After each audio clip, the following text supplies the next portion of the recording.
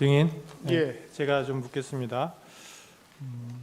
증인은 24년 12월 3일 당시 수도방위 사령부의 제1경비단 단장이었죠. 그렇습니다. 증인은 12월 3일 21시 48분경에 이진우 수방사령관으로부터 상황이 있는 것 같으니 수호신 TF를 소집하고 사령부로 들어오라는 전화를 받은 사실이 있습니까? 그렇습니다. 수호신 TF라는 것이 주로 어떤 임무를 수행하는 건가요? 수도 서울에서 대테러 작전을 주도하는 전력들입니다. 테러 상황이 발생되었을 때 각종 대테러 작전을 할 수 있는 다양한 전력들을 통합해서 대응하는 그러한 부대입니다. 이진우 수방사령관이 제1경비단 소속 군인들 중에 이들을 소집하라고 지시한 이유는 특별히 뭐라고 생각합니까? 우선 저희 부대의 특성상 수도방위 사령부의 기동 예비뿐만 아니라 대테러 작전 등 다양하게 활용할 수 있는 전력입니다. 그래서 소집을 시켰을 것으로 생각됩니다. 증인이 22시 45분경에 사령부에 도착하니 이진우 수방사령관이 국회 상황이 있어 국회로 가야 된다. 출동 준비가 되면 보고하라. 이렇게 말한 사실이 있습니까? 그렇습니다. 이진우 수방사령관이 국회로 가야 하는 이유를 말했습니까? 당시에는 임무나 그런 것들을 언급하진 않았습니다. 그리고 또 증인에게 공포탄을 챙겨라 이런 지시를 했습니까? 예, 출동 시에 원래 공포탄을 지참하고 갑니까? 기본적으로 실상황에서는 공포탄을 지참하지 않으나 당일날은 공포탄을 휴대토록 말씀하셨습니다. 보통 때는 안 하는데 특별히 이번에는 예, 이렇게 챙기라고 했다. 그러면 그렇게 공포탄을 챙기라고 한 특별한 이유가 있었습니까? 과정을 조금 더 설명드려도 되겠습니까? 네네. 최초에 소집 지시를 하시고 중간에 전화를 했는데 합참 불시 훈련으로 간부들에게 알려야 될 것 같다. 이유는 뭐 당황스러워할 수 있으니까 소집 시에 그렇기 때문에 저는 중간에 전화 받았을 때는 불시 소집 훈련으로 인식을 했고 공포탄을 휴대하는 것이 훈련 목적상 휴대라고 처음에는 이해했습니다. 근데 그 이후에 상황이 전개되면서는 공포탄 휴대에 대해서 어떠한 의미인가를 좀 평가할 만한 여유가 없었습니다. 이상입니다. 당시에는 그냥 불시 훈련인데 공포탄을 그냥 특별히 챙기라고 한 정도로 생각을 했다. 그렇습니다. 그러면 나중에 생각해 보면은 그게 국회로 가는 거라서 조금 달라서 챙겨라 특별한 상황이라고 생각을 했습니까? 사실 굉장히 여유 없이 빠르게 상황이 전개돼서 그 공포탄의 의미를 깊이 생각하고 들여다볼 만한 여유 없이 국회로 가게 됐습니다.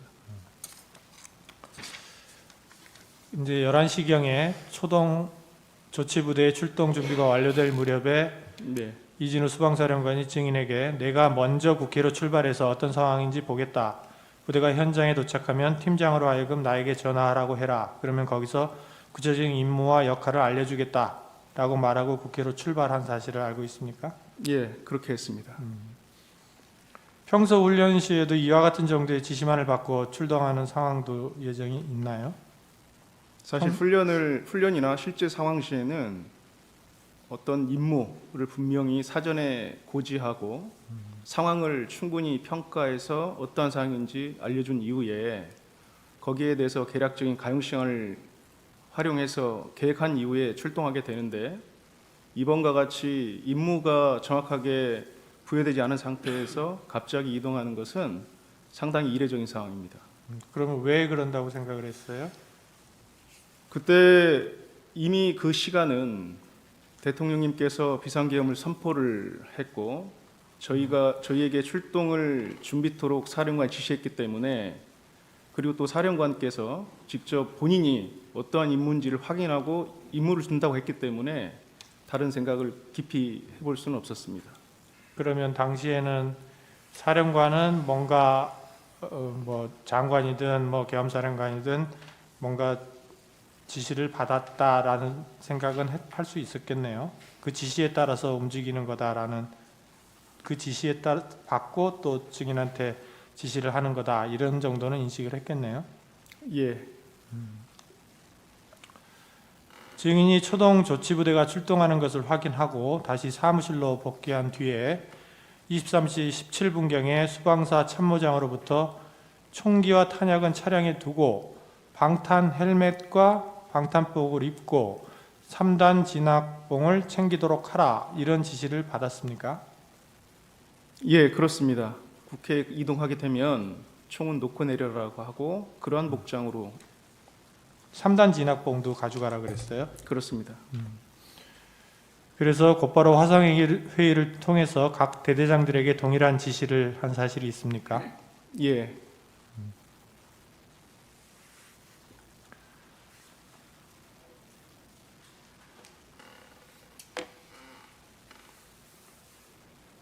국회에 출동한 군인들이 실제로 이 지시에 따라 무기와 장비를 지참을 일단 현장까지는 가지고 갔습니까? 예, 현장까지는 다 가지고 갔습니다. 현장까지는 가지고 가고 차량에는 두고 내렸다. 그렇습니다.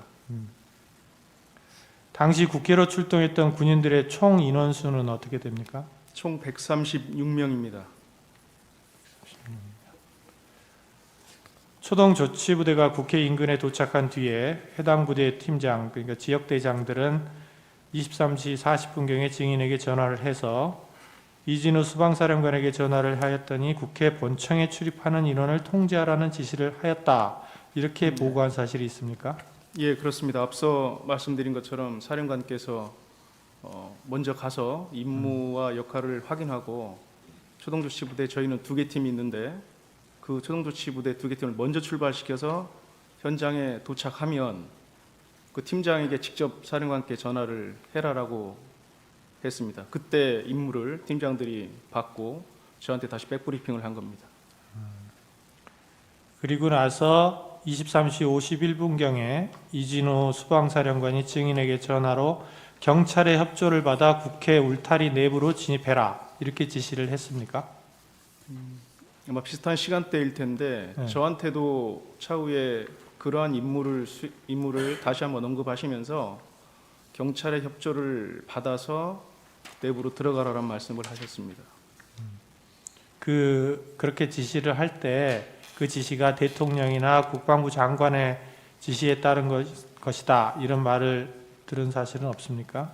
그런 말은 들은 적은 없고 저희 사령관 특성이 어떤 상부의 지시들을 그대로 전파하거나 전달하는 형태의 임무를 언급은 잘 하지 않습니다. 본인의 해석으로 해석한 이후에 본인의 언어로 지시를 하기 때문에 그 당시에도 대부분 그랬습니다. 그러면 증인은 이진우 수방사령관이 국회 울타리 내부로 들어가서 국회 본청에 출입하는 인원을 통제하라, 이렇게 한 지시를 어떻게 이해를 했습니까? 출입을 통제하라고 했는데 여기에서 통제라는 개념이 군에서 어떻게 이해하는 것이 좀 중요할 것 같습니다. 통제라고 하는 것은 군사 행동을 통해서 어떤 물리적 영향력을 행사하는 겁니다. 그래서 이 통제라는 임무를 주고 난 이후에는 이 통제에 대한 개념을 정확하게 후속 임무가 있어야 됩니다. 그래서 그 당시에는 일단 국회 건물에 사람들이 출입할 수 있는 주요한 지점에 저희가 인원들이 배치가 되고, 그래서 출입하는 인원들을 저희가 통제라는 의미는 누구는 출입시키고 누구는 출입시키지 않을 것인가에 대해서는 후속해서 임무가 주어졌어야 되는데 그 단계까지는 사실 진행이 안 돼 있던 상태인 겁니다. 통제하라는 말은 이제 장악을 해서 들어갈 사람 안 들어갈 사람을 선별하고 예, 이런 거를 정리하는 단계인데, 그 후에는 이제 아직 어떻게 하라는 데까지 가지 못했다, 이런 말인 거죠? 예, 그렇습니다. 자, 그러면 지금부터 잠시만 주목해 주시기 바랍니다. 제가 구독자분들을 위해서 선물 하나를 준비했는데요. 제가 항상 여러분들께 드리는 말씀이 있습니다. 뉴스만 평소에 잘 챙겨보셔도 돈이 되고 돈을 벌 수 있다라고 말씀을 드렸는데요. 여러분들은 여기 보시는 삼성전자 뉴스를 보고 어떤 생각이 드세요? 아니면 정치인들의 뉴스, 날씨 뉴스를 보고는 어떤 생각이 드시나요? 그냥 뉴스만 보고 끝내는지, 아니면 이 뉴스를 어떻게 이용할 수 있는지, 이 부분을 고민하고 계시는지를 되물어보고 싶습니다. 그 이유가 뭐냐 하면 제가 지난번에 여러분들께 뭐라고 말씀을 드렸었죠? 지금은 반도체 섹터를 눈여겨보셔야 한다고 말씀드렸습니다. 그리고 나서 이런 썸네일들 뉴스를 통해서 많이 보셨을 겁니다. 반도체 내용이 이슈가 됐을 때 부자들은 어떻게 생각한다? 반도체 관련주들은 뭐가 있는지, 어떤 종목이 가장 좋은지, 어디에 투자해야 돈이 몰리는지 자연스럽게 생각한다고 제가 말씀을 드렸죠. 그 이유가 뭐냐 하면 부자들이 봤을 때는 이슈가 곧 돈으로 이어지고 그 이슈가 나에게 돈을 벌어준다는 경험적 확신이 있기 때문에 부자들은 항상 이런 사회적 이슈를 관심 있게 챙겨본다고 제가 말씀을 드렸습니다. 이번에도 마찬가지인데요. 제가 지난번에 시청자분들과 함께하는 주식으로 수익 내기 이벤트를 진행했었죠. 당연히 100% 무료로 진행을 했었고요. 여기 보시면 아시겠지만 제가 지난번에도 구독이라고 보내주신 모든 시청자분들께 반도체 관련주 중에 가장 크게 급등할 딱 한 종목, 많은 종목도 아니라 한미반도체 한 종목을 여러분들께 추천드렸어요. 그러면서 여기 나와 있는 대로 정확히 얼마에 매수해야 하는지, 그리고 수익률이 어느 정도 나왔을 때 팔아야 하는지를 이런 부분들까지 여러분들에게 정확히 알려드렸었는데 지금 실제로 어떻게 되었다? 오른쪽을 보시면 아시겠지만 제가 지난번 문자 발송으로 이 한미 반도체를 소개해드리고 나서 실제로 이렇게 5배 이상 어마무시한 상승이 나왔습니다. 100만 원만 투자를 했어도 무려 500만 원이 넘는 수익금이 생긴 거죠. 그래서 당시에도 굉장히 많은 분들이 제가 드린 이 한미 반도체로 수익을 내실 수가 있으셨을 텐데요. 다시 한번 축하드린다고 말씀을 드리겠고 이번에도 마찬가지입니다. 앞으로도 2024년, 2025년 계속해서 기대해볼 섹터는 AI입니다. 그 중에서도 AI 반도체는 그 누구도 부정할 수 없는 미래 성장 산업입니다. 그러면 우리가 어떻게 생각해 볼 수 있을까요? AI 반도체 종목 중에 앞으로 크게 대장 역할을 하면서 10배 이상 급등할 수 있는 텐베고 종목을 지금부터 열심히 추적해야 한다는 겁니다. 큰 돈을 투자하지 않더라도 월급의 일부분 아주 소액이라도 이 종목을 모아가야 수백 %의 수익률을 손에 쥘 수 있는 것이죠. 지금 여러분이 보고 계시는 이 유튜브 또한 AI 반도체와 아주 밀접한 연관이 있고 반도체야말로 대한민국의 핵심 산업으로 앞으로 더더욱 시장은 성장할 수밖에 없습니다. 그렇기 때문에 제가 이번에도 뭘 보내드리고 있냐면 지난번과 똑같이 구독이라는 문자를 보내주시면 제가 AI 반도체 관련주 중에 앞으로 대장주 역할을 하면서 주가가 가장 크게 급등할 한 종목을 여러분들께 문자 발송으로 종목명과 사고 파는 시점을 모두 알려드릴 건데요. 그 문자를 받고 여러분들이 주식으로 돈 버는 연습을 한번 해보셨으면 좋겠고요. 혹시라도 나는 주식을 하지 않는다 하시는 분들은 주변에 주식하시는 지인분들에게 말씀을 해주셔도 되고요. 아니면 연세가 있으셔서 투자가 어렵다 하시는 분들은 이 종목을 자녀분들에게 한번 사봐라. 이걸로 한번 수익을 내봐라. 이렇게 조언을 해주실 수도 있는 거겠죠. 그래서 지금 이 영상을 보시는 시청자분들 중에 나도 이번 종목이 좀 궁금하다 하시는 분들은요. 누구나 상관없이 그리고 어느 시간대나 상관없이 부담 없이 010-2514-5930번으로 구독이라는 문자 보내주시면 제가 이번에도 똑같이 무료 추천 급등주 문자를 보내드리겠습니다. 이해되시겠죠? 제 번호 010-2514-5930번으로 구독이라는 문자 보내주시면 여러분들이 직접 이슈를 통해서 돈 버는 연습을 해보실 수가 있는 거고 제가 돈을 받는 것도 아니고 투자를 대신해 드리는 것도 아니기 때문에 부담 없이 신청해 주시면 되는 겁니다. 그리고 수익이 나면 저는 다른 것은 하나도 바라지 않습니다. 제 채널에 구독, 좋아요 한 번씩만 눌러주시라 이렇게 다시 한번 말씀을 드리겠습니다.